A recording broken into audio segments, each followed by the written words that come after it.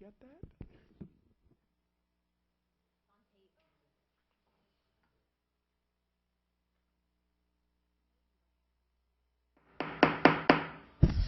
Good evening, everyone. I want to call to order this meeting of the Capitola City Council. I want to welcome everyone who's in the audience attending this evening. And it looks like there's some students here. I want to particularly welcome you. Thank you for coming. And we hope you learn a lot this evening. Also, everyone who's watching out on the TV, welcome to our meeting. And to get started, we'll have a roll call, please. Councilmember Harlan. Here. Councilmember Norton. Here. Councilmember Bottorff. Here. Councilmember Termini. Here. Mayor Story. Here. And next we'll have the Pledge of Allegiance, and I'll ask Councilmember Termini to lead us. I pledge allegiance to the flag of the United States of America and to the republic for which it stands, one nation, under God, indivisible, with liberty and justice for all. Thank you, Mike.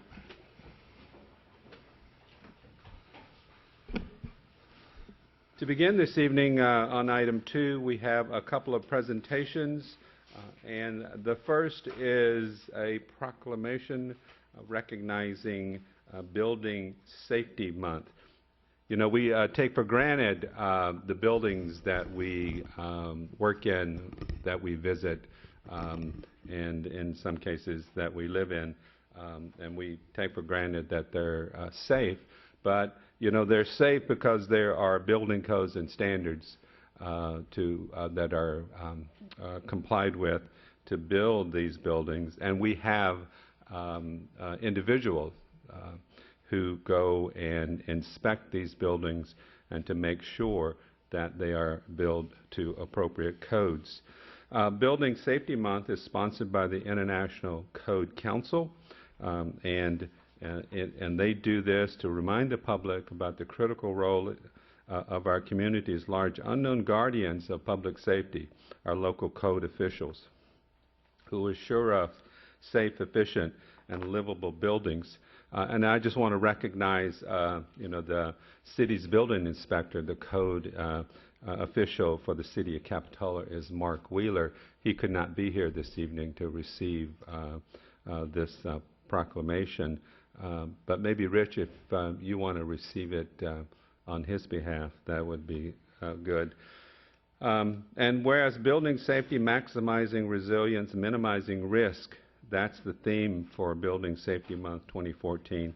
And it encourages all Americans to raise awareness of the importance of building safe and resilient construction, fire prevention, disaster mitigation, backyard safety, energy efficiency, and new technologies in the construction industry. Building Safety Month 2014 encourages appropriate steps everyone can take to ensure that the places where we live, learn, work, worship, and play are safe and sustainable, and recognize that countless lives have been saved due to the implementation of safety codes by local and state agencies. And whereas each year in the observance of Building Safety Month, Americans are asked to consider projects to improve building safety and sustainability at home and in the community, and to acknowledge the essential service provided to all of us by local and state building departments, fire prevention bureaus, and federal agencies in protecting lives and property. Therefore, be it resolved, I, Sam Story, Mayor of the City of Capitola, do hereby proclaim the month of May as Building Safety Month. And I just want to add, you know, it's for all of us living in earthquake country, it is even more important that we have safe buildings and ones that can stand up to the threats that we face. So, Rich, if you would come up and receive this and maybe share it with Mark. Thank you for your work and for Mark as well, and give him my appreciation for the work that he does. The next proclamation is recognizing California Safe Digging Month. How many of you knew that April was Safe Digging Month? How many? Okay, we have one. I hope all of you have been doing safe digging. during this month and throughout the year. But for this, I'm going to come down because we have a representative from PG&E. And so if thank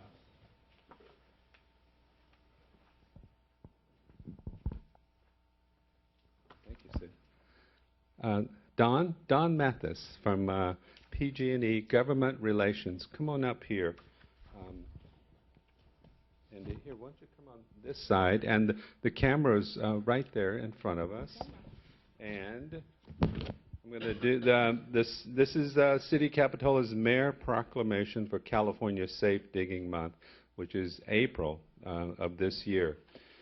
And whereas excavators, homeowners, and professional contractors can save time and money while making California communities a safer place to live and work by dialing 811 in advance of all digging projects. So everybody remember that, 811. That's the number you want to call if you're going to be digging anywhere.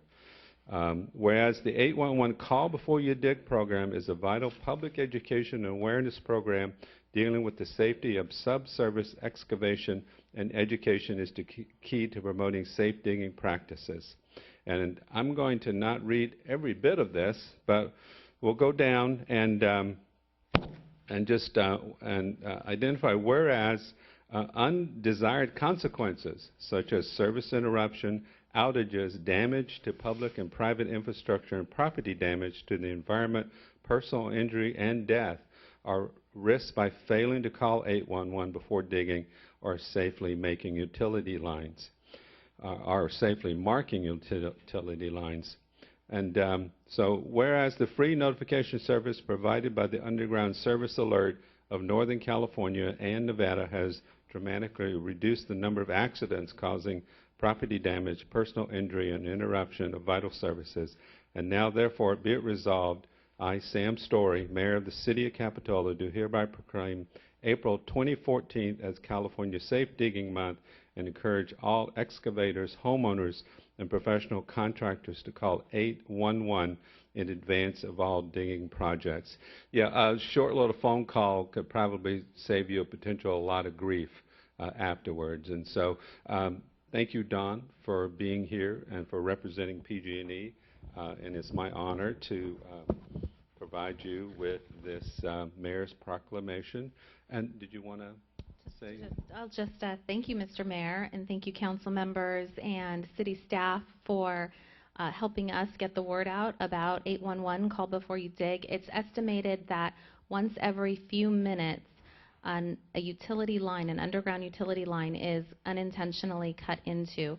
So calling 811 before you dig really does help promote safety, protect the public's interest. So we thank the City of Capitola for your support and your stewardship of our underground utilities. Thank you.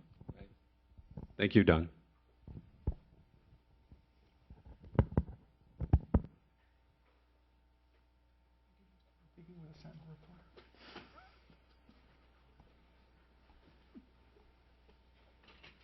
The next on our agenda is we have the report from our closed session, which we had just preceding this meeting, and that report will be given by our City Attorney, John Barasoni. Thank you, Mayor Story. We only had one item on our closed session agenda this evening. That was the lawsuit Leonard versus the City of Capitola pertaining to a personal injury that took place in Parry Park.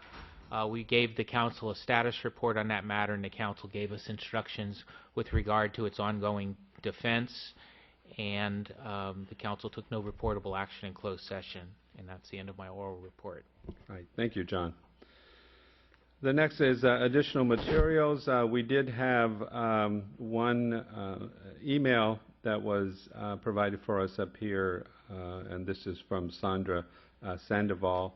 The subject is the ADA HOC Committee for the library, and she is just asking to have her application be considered, and we will be talking about that item on the agenda a little bit later. Next item number 5 is additions and deletions to tonight's agenda. Are there any requested additions or deletions this evening? Seeing none, we'll move on to public comments. Public comments portion of the council meeting is where members of the public can address the council on items that are not on tonight's agenda. So if anybody would like to speak to us about anything that's not on the agenda this evening, you feel free to come up to the microphone.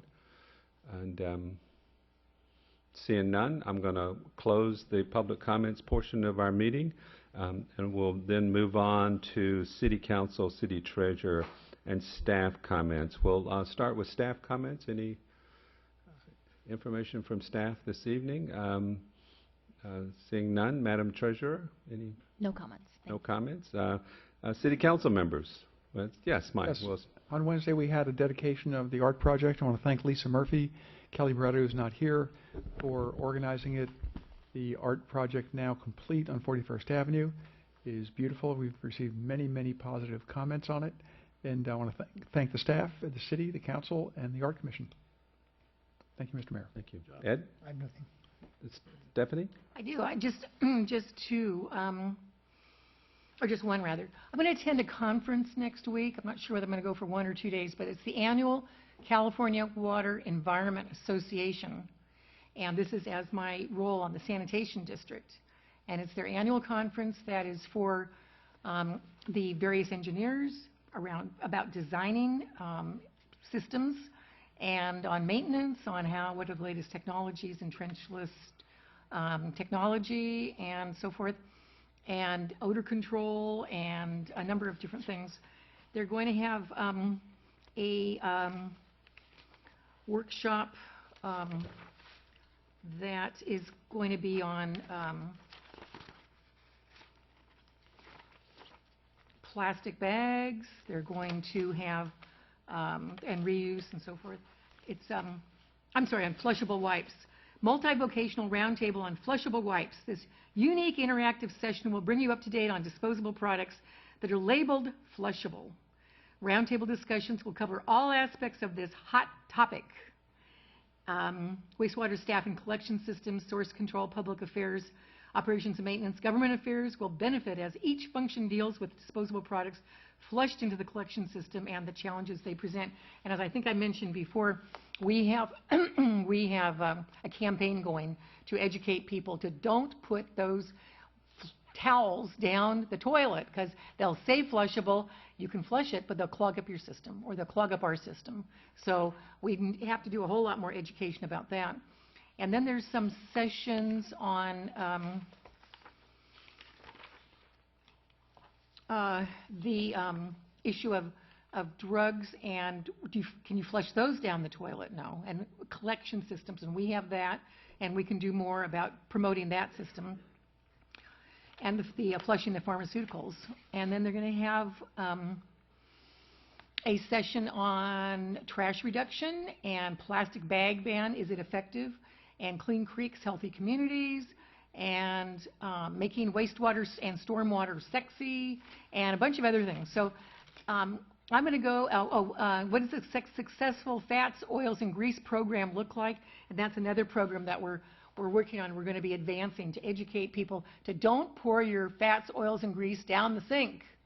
You need to put it in the freezer if you can, freeze it, and put the solid in your garbage container in an old used can. And so I think there's going to be some interesting sessions. I'm going to go, and then I'll report back afterwards. Right. Thank you, Stephanie. Dennis. Yes, I have two things I'd like to report on. On May 4th will be the Open Streets program in Capitola Village.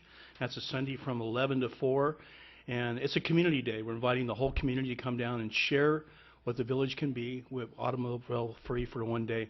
Come down there and promote your local and frequent your local businesses down there, and get an opportunity to make music during that period. There will be hula dancers. There'll be other little events. Also, the Chamber of Commerce that day is holding a kite flying contest on the beach. So it'll be a pretty colorful event, and ride your bike, walk, find alternative modes. The remote new parking lot will be open at what's called Parking 2. Is that correct? Beach Parking 2? Beach Parking 2. Both parking lots will be open. There'll be free parking for that day, and along with that, the shuttle will be running back and forth. So if you drive into town, park in that remote lot and come and join us in seeing what this community can be with a car-free environment down there. And That's on May 4th, Sunday at 11 to 4. Okay, sorry. Also, next Tuesday night at Seacliff Resort, the Soquel Creek Water Board will be meeting and discussion on a possibility of a water moratorium in the Soquel district. This is not a small thing. This is a huge thing for this city and the people who live here. And so if you have a say on it, you should show up on this. 20% of the people who live in this town are related to the construction business in some way. And that's damaging. It's also damaged the economy of our area. So there are alternatives. Let's make a water board aware of what we can do in this community and make this thing work without having to go to that extent. But please show up at the meeting and voice your opinion one way or the other, whether you felt so or not. That's it. Thank you. Thank you, Dennis. Mike? Sorry, Sam, I'm remiss in letting everyone know that tomorrow are the community awards for the Capitola Soquel Chamber of Commerce. And I'd like to announce that, first of all, there's probably still seats available. It's at Seascape. It's at 11:30. And we have Volunteer of the Year, Kim Hogan, on many committees and commissions. Community Spirit Award, our own Michaela Oliveri, used to have the coffee roasting company. Lena Floral, Green Waste Recovery, they take our garbage out. And most importantly, our own treasurer, Christine McBroom, is Woman of the Year. Deserves a round of applause. And everybody's Man of the Year every year, our own Chief of Police, Rudy Escalante. Yay. May he never run for city council because none of us could beat him on the election. Okay. Thank you. Severinos. Oh, sorry, it's at Severinos. Yes. Thank you. Well, it's an honor to have the Woman of the Year and the Man of the Year in this same room with us. Go And figure. So, well, congratulations to the both of you for your contributions to the community, and it's well deserved. I wanted to announce, if everybody else is done, tomorrow, as I'm going to be attending the Santa Cruz World Surf Summit, World Surfing Reserve Summit. And it's going to be at the Exploratorium, the Discovery Museum down at the Santa Cruz Wharf. And it's going to bring together a lot of the organizations and individuals that are involved in the surfing community and to really look at and address the threats to the world-class surf that we have in here, talking about water quality, talking about climate change, which is going to potentially affect the swells in the Central Coast. So I will be there actually all day, so I'm actually going to miss the luncheon tomorrow. It's unfortunate, but I felt it was important that Capitola be represented at the Surfing Reserve Summit, even though that Capitola's Capitola is not a part of. I went and checked, Dennis, when you mentioned that last time, but they do have an application process. So I'm very interested in actually submitting a letter of intent to see if we can have Capitola included. It so happens that the zone of the World Surf Summit stops at Pleasure Point. So I would like to make an effort to see if we can get it extended to include the Capitola, the first jetty, and Bombora. So I will be following up with that. Maybe Jamie, if we could follow up on that little project. And also, I did want to recognize this evening, last Tuesday, actually it was Earth Day, Tuesday, April the 22nd, there was a memorial service for retired Detective Jason Grogan. Jason was an officer with the Capitola Police Department from 2003 to 2011 when he retired. At the memorial service and afterwards, there was a reception. And this is one of those instances where the entire community comes together to create a wonderful remembrance of Jason, his life, and his service to the city of Capitola. But I want to thank all the organizations that help put together and make that memorial service possible. Beginning with, we had our affiliate law enforcement organizations, which kind of took over the duties while the Capitola Police were attending the memorial service and the reception. So I want to thank the Sheriff's Department, the California Highway Patrol, the Santa Cruz Police Department, the Watsonville Police Department, the Central Fire Department, the Santa Cruz Fire Department, and the San Jose Fire Department for their participation. We had many of the officers at the Capitola, in the Capitola Police Department, which helped put together the service and the reception. And so I want to thank Captain Held and Chief Escalante, Sergeant Andy Daly, who did the funeral logistics, Sergeant Cliff Sloma, who led the procession and organized it, Detective Sarah Ryan, who was the family liaison, and Officer Marquise Booth, who coordinated the volunteers. And of course, including the volunteers in policing, the explorers, and the WPD cadets. We had many people within the volunteers, the VIPs, who helped organize and put together the reception. So I want to extend thank yous to Mike and Linda Banks, Paul Gregory, Roger Welch, Papa Owen, and Cheryl Schneider, Tony Castro, Anna Marie Gotti, Lana Chin, Kathy Howard, and all the board members of the Public Safety Foundation. There were also many businesses who generally donated goods and food to the reception that followed. So I want to thank these businesses, AJ's Market, Britannia Arms, Chili's, Chipotle, Costco, Don Gino's, Chinese Village, El Toro Bravo, Gale's, Messiah, Nob Hill, Paradise Beach Grill, Pete's Coffee, Shadowbrook, Stockton Bridge Grill, Subway, Takara, Togo's, and Whole Foods. That seems like that's almost a list of every restaurateur and food store in Capitola.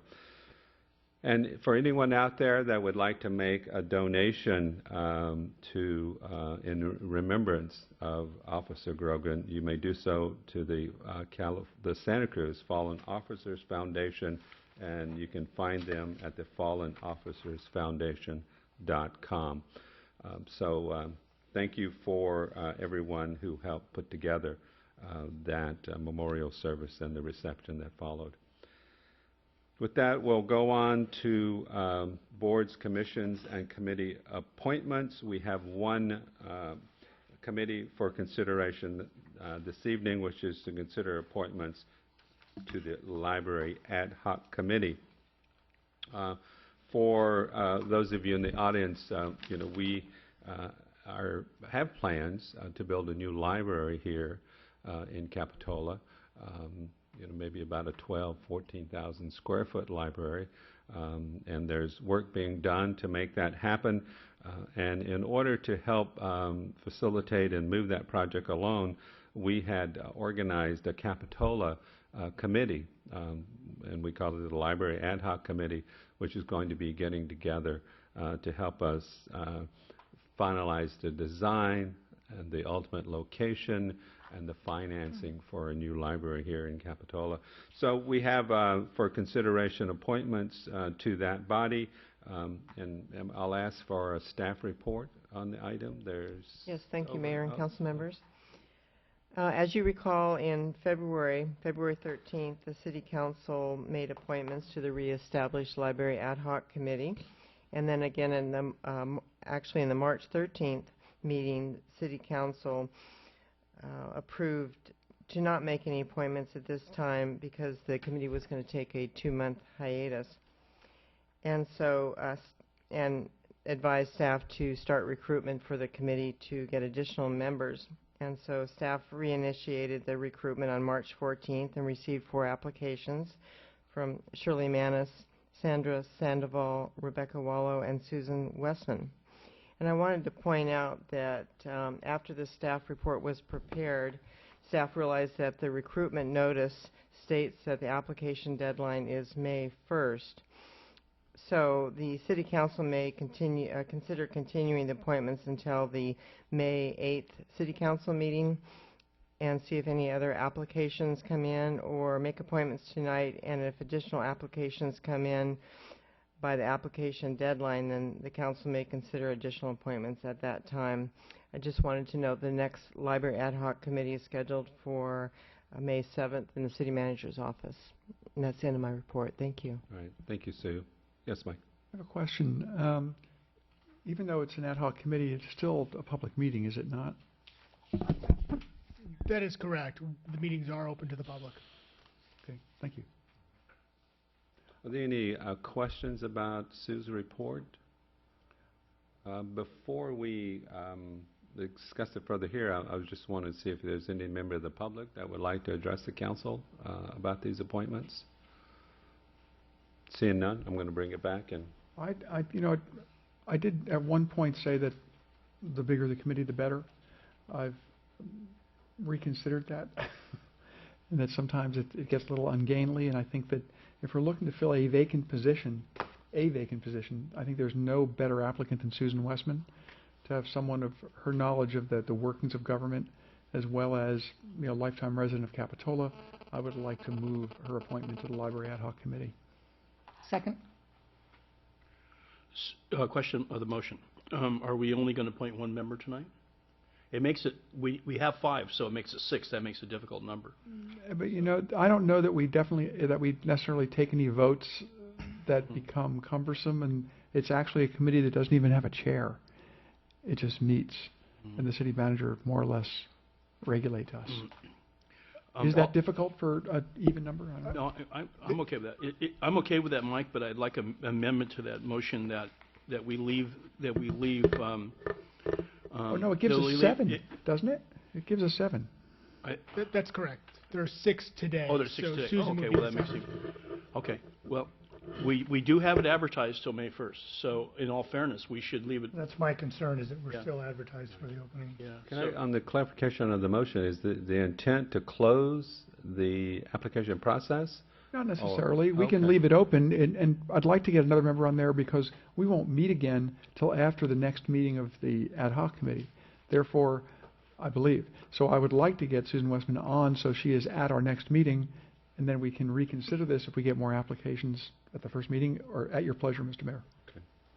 Thank you for that clarification. Yes, Stephanie? I think that's a good idea, and also encourage people from the public to come, that we're getting more and more interest as this is going along, moving further along, and just encourage people to go, because there are a lot of neighbors there that are really interested, and other people that are interested in this project, and maybe we can get more people interested in participating in the committee also.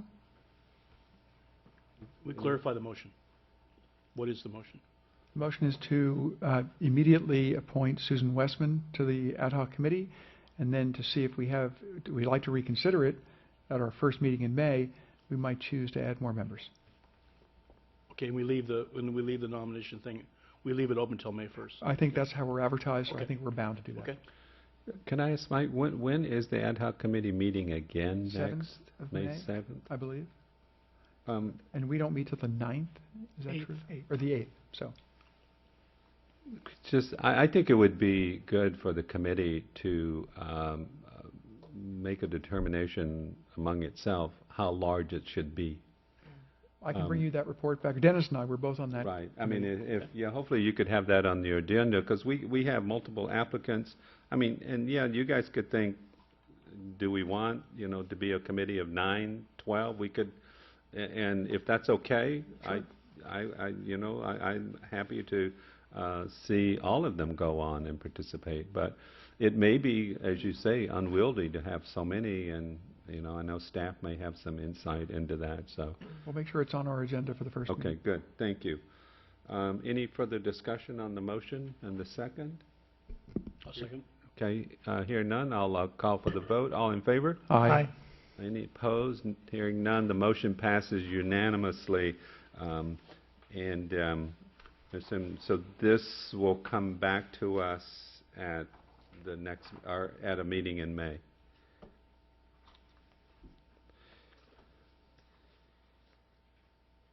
So which brings us to the Consent calendar. This is item 9 on the agenda for those who are following along in the audience. We have two items, just two items this evening, A and B. A is the minutes of March 27th and April 10th, and B is the city check register reports for March 21st, March 28th, April 4th, and April 11th. The consent calendar are routine items which are all dealt with one vote, and items that don't necessarily take a lot of discussion. However, members of the public are entitled to ask for a consent item to be pulled for more discussion on it. Does any member of the public wish to pull a consent item? Seeing none, do any council members wish to pull a consent item? Yes, Ed. I have one question on one check. Sure. Go ahead. Can I go ahead now? Probably going to need the Public Works Director for this one. Or the City Manager. It's a regards to the check to Whitlow Concrete for the Esplanade sidewalk. And my question is that a partial check? Is that an all-inclusive check? Is that a check that shows our portion? What does that represent? That check, pardon me, that check is, we, in our agreement with the property owners, we are paying Whitlow Concrete and being reimbursed. That is the first payment to Whitlow is for 75% of the project. Okay, so the balance of that project is approximately another $25,000? Yeah, I don't have the register in front of me. What's the amount? Well, then just tell me, this 75? represents 70%? 75, yeah. So it's right around $100,000. Thank you very much. Any other questions? Is there a motion to approve the consent calendar? So moved. Is there a second? Second. So motion and a second. All in favor? Aye. Aye, and I'd like to abstain on the minutes to April 10th on item number A. I was absent. Thank you. And I would like to vote a no on the check register on item check number 75756. And that's To the 911? Santa Cruz 911. Okay. Thank you. Did you get that, Sue? Okay. Otherwise, that item passes. And so, which will bring us to the general government public hearings this evening. This is item 10. The first item here is to consider the establishment asset limits for income-restricted mobile home parks. And we will begin with a staff report. Hi, Rich. You're going to lead us in Mr. this? Mayor, City Thank you. Council. So the staff has had an issue over the past couple of years with a number of applicants applying for affordable housing who would qualify based on income limits but possess significant assets, in some cases exceeding over $1 million. As you recall, last April, the City Council amended the inclusionary housing ordinance to establish an asset limit on inclusionary units throughout the city at 1.5 times the household income limit. However, the inclusionary housing ordinance does not apply to our income-restricted mobile home parks in Capitola. The mobile home parks have independent regulatory agreements that were crafted following receipt of monies to help purchase the parks. None of those regulatory agreements include any provisions for asset limits, and to amend the regulatory agreements, we do need consent from the mobile home park managers. So the asset limits for income-restricted mobile home parks, we met with the Board of Directors and homeowners associations for a number of the parks, and one of their primary concerns was the inclusion of retirement savings accounts towards asset limits.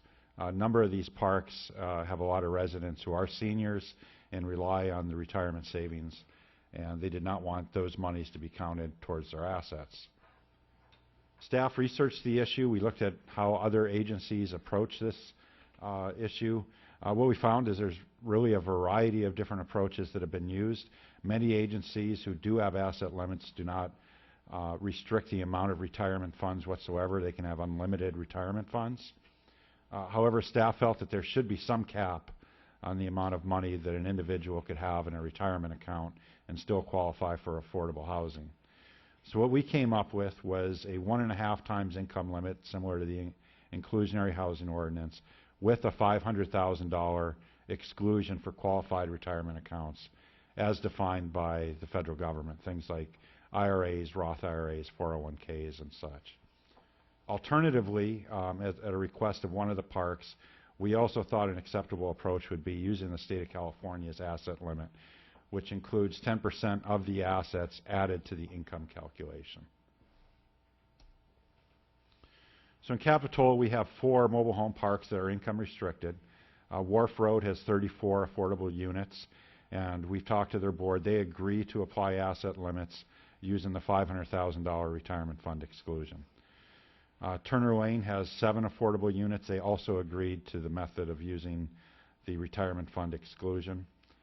Castle Mobile Home Park is 85 units. They've agreed to impose asset limits. However, they preferred using the state definition and having a 10% asset calculation included in their income. And then finally, Loma Vista, we did meet with their park membership and homeowners. Unfortunately, they did not agree to any form of asset limits in the regulatory agreement.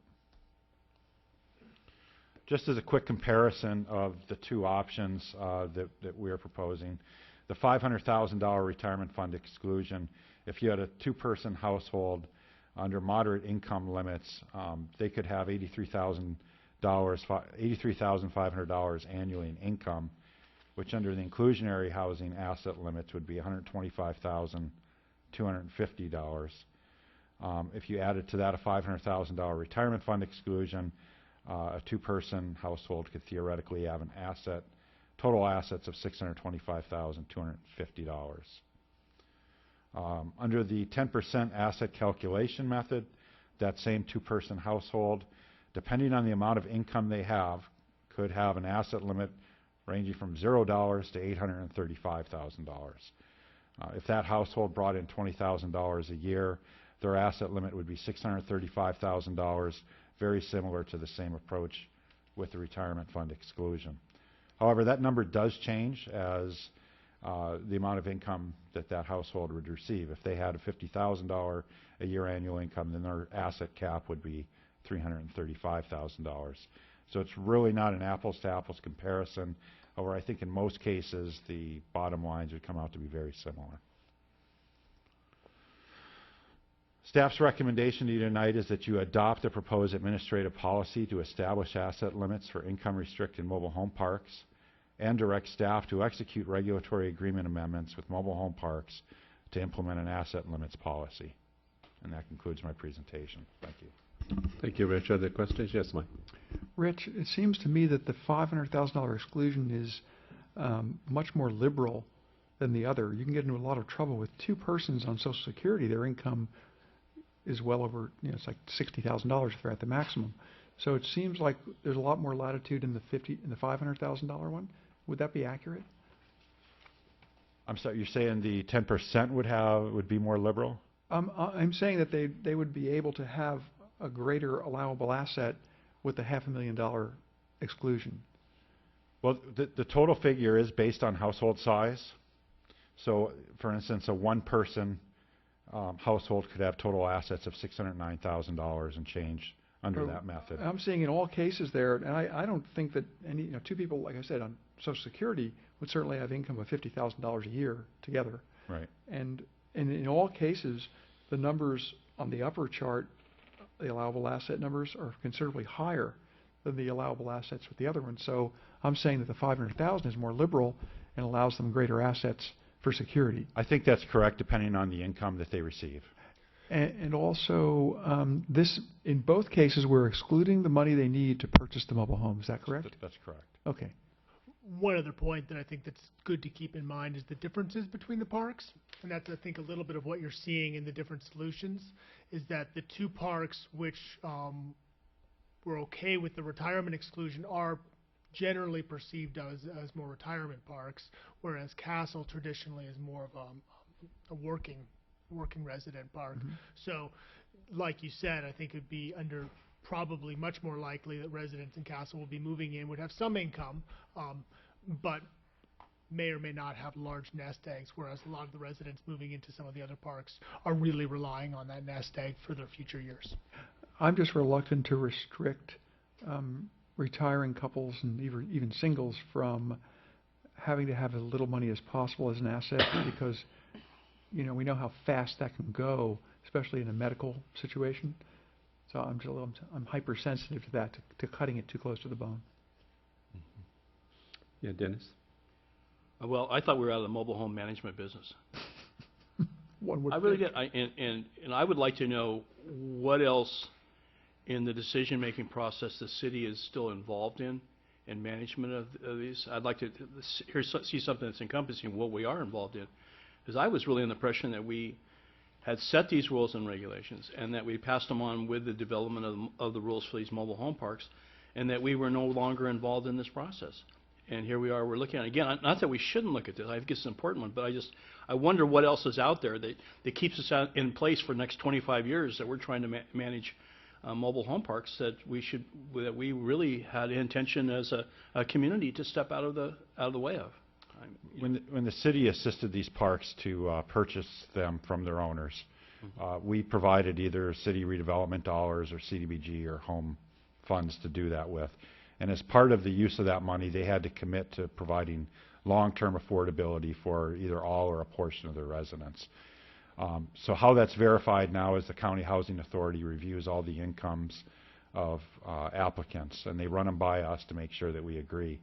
The issue that we've had over the last couple of years is we've literally had people, in one case of $1,200,000 in assets, most of which wasn't in a retirement account, but didn't have any income and wanted to move into one of the mobile home parks.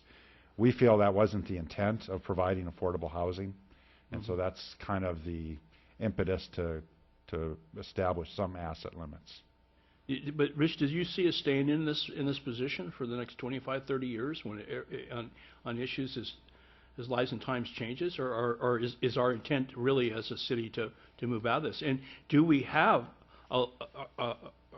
can't we legally change a program that we already set in place? Maybe that question is for John. Are we in a position to do that? Not without the consent of the parks, and that's why we've been negotiating with them to amend the regulatory agreement. When we mean the consent of the park, does it mean the owner of the parks, or in those? Well, most of these parks, they're run by a homeowners association. And so the homeowners association would have a say. Okay. And when we first set these up, they were for low and moderate income housing. We never talked about assets because people didn't have any assets at that time. They were retired, they were maybe selling a little something and then downsizing and moving into a mobile home park. But they were pretty much on a fixed income, pretty much on Social Security, maybe some investments, maybe some other savings and things like that. But we didn't really consider assets because at that time nobody had that much. And then when this gentleman came in with $1 million, and we weren't even counting assets, then we need to look at that to see whether we want that in the mix. And I think we do, because that was not the intent of the original money that we gave those parks to help them by themselves to get out from under rent control, was for that to be for people that had $1 million. So now we're kind of stuck, in this place where we have these agreements and so forth, and staff has done a great job, I think, in negotiating with most of the parks. The difficult one is Loma Vista, because they don't want to budge and they don't want to change. They don't want to have any restrictions on who they can sell to. And I met with them and reiterated that this was we gave them $800 and some thousand, and it was not for somebody that had $1 million to move in there. So, hopefully we can work that out so that, they were saying the same thing too. Somebody could have a medical emergency and, it could wipe them out and so forth. And, there may be other extenuating circumstances, but this is sort of one of those things that you didn't think of at first, and then years later that if something happens, and then you have to deal with it at that time. Yeah. Are there other questions on the, yes, Dan? A quick question. You're asking us to select one of these methods. With the other two mobile home parks that did not recognize, let's just say the $500,000 retirement, where does that place us with those two? Actually, our recommendation is to adopt a policy which would allow either of these methods to be used. Okay. And we did try to provide some additional flexibility if there was an alternative method which achieved the same, that we could meet with our housing committee, which is the mayor, the city manager, myself, the city attorney, and review it. And if it makes sense and it works, we would look at other alternatives as well. Okay, thank you. by way of background, I guess one other important point to keep in mind is that the regulatory agreements with all the parks actually do technically include an asset limit, in that they point to the federal regulations for determining income from assets. But the formula by which income from assets is determined, according to the federal regulations, is the passbook savings rate as published by HUD, which is currently at a figure below, I think it's 0.07%, which is effectively zero. So a lot of these agreements that the city entered at the time, the formula worked. That is, if somebody had $1 million, the passbook savings rate was probably at 3 or 4%, at which point they would have been generating more income off of it. But with the passbook savings rate, as it is today, set at effectively zero, effectively there's no upper ceiling to how much money someone could have and move into the parks with the agreements as they stand today. Thank you. Any other questions, comments by council? If not, I'm going to open this item up to the public. Is any member of the public like to address the council on this agenda item? Seeing none, I'm going to close the microphone. We'll bring it back for further deliberation and potential action. Yes, Mike? I'm in favor of voting the staff recommendation, because this really strikes at the heart of access to the coastal community by people who do not have $1 million in the bank. If we hold no limit whatsoever, what we're going to see is, as what happens in many places, which is why we have inclusionary housing, available housing taken up by people of exorbitant means or very comfortable means, forcing out people with moderate means from being here, even those who have lived here all their life and want to retire. So I'm very much in favor of having some restriction. And I think, depending on the park, either of these work for me. So I would move the staff recommendation. Okay. Second. But just to clarify, you're looking at us to give some direction on option 1 or option 2? No, both. Or you yeah, not? the draft policy that we prepared for you would have either of these methods as being allowable. At the discretion of the park. Correct. Good. So they would choose which? Yeah, we would offer either option to them and even listen to counter proposals. But we would have a limitation of one or the other in all the parks. That's correct. That's what I understood, and my motion stands. With the exception of Loma Vista. So the other 4 parks have all said, yes, we're on board, and they've said either which one of these 2 they would like to use Then Loma Vista. how do we deal with Loma Vista? And can we? Well, if we get an applicant for somebody that wants to live in Loma Vista that has real high assets, I think we would bring it to our housing committee and review it and decide what our options are, confer with the city attorney. Good. Okay. Any further discussion? I would like to I mean, you said either one of these, or if they proposed another. If they're going to propose another, I would like for that to come back to the council for us to see it in, side by side, I mean, with what we're approving here. I mean, that's option 1, it seems to me, is pretty generous. And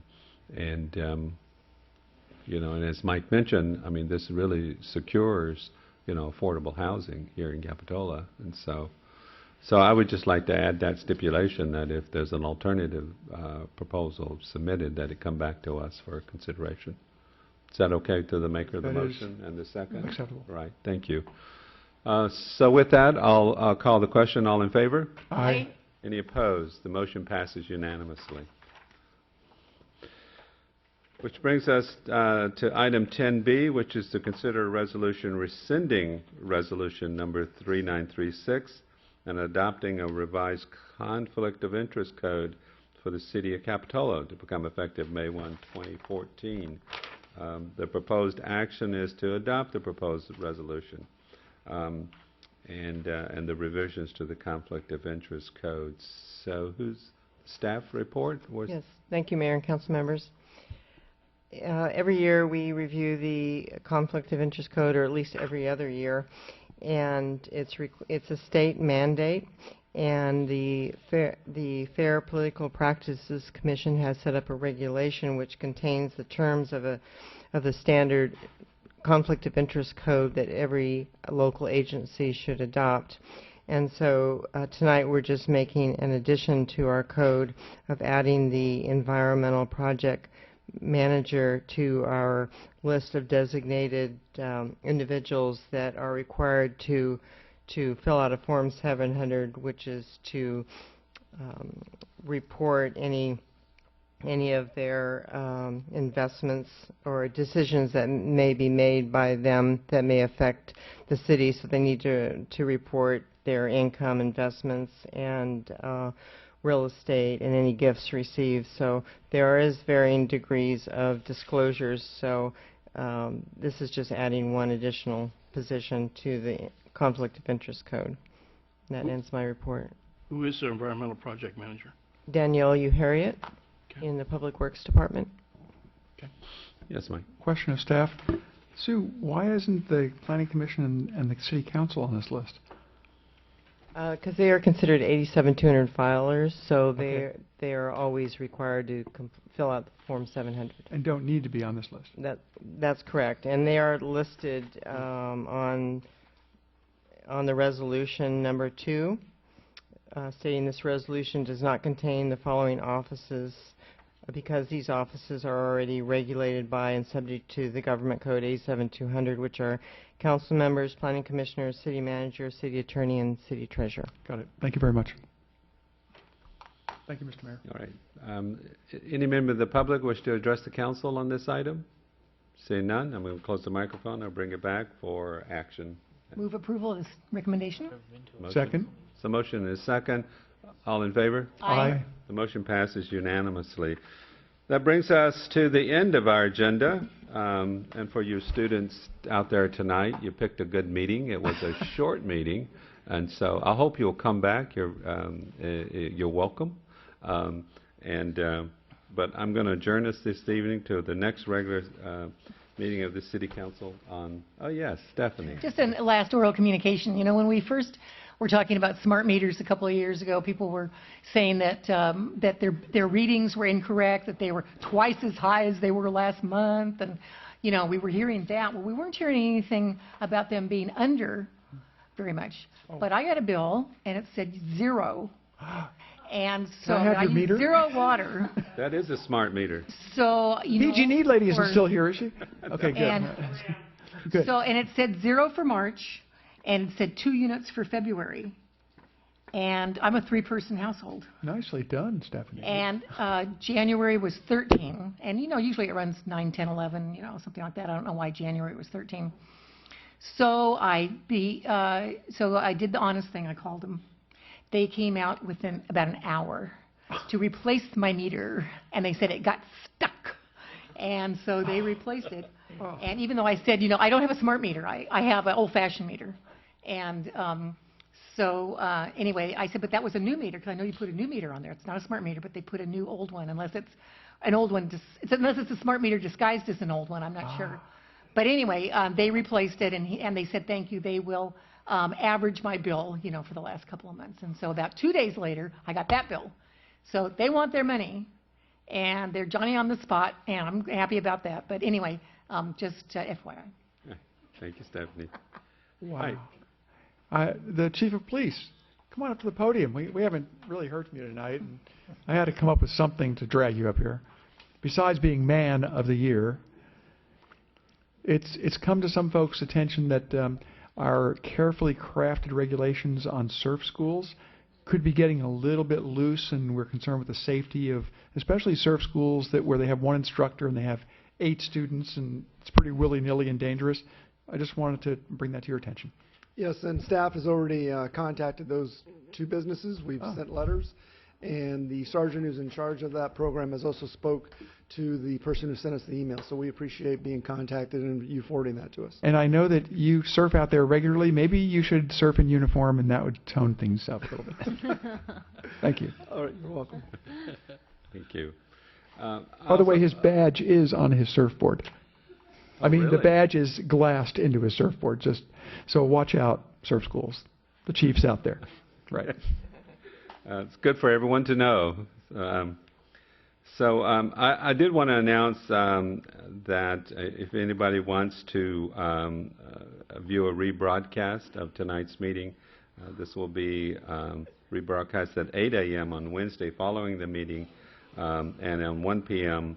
Saturday, the next Saturday after that, and those are on Charter Channel 71 and Comcast Channel 25.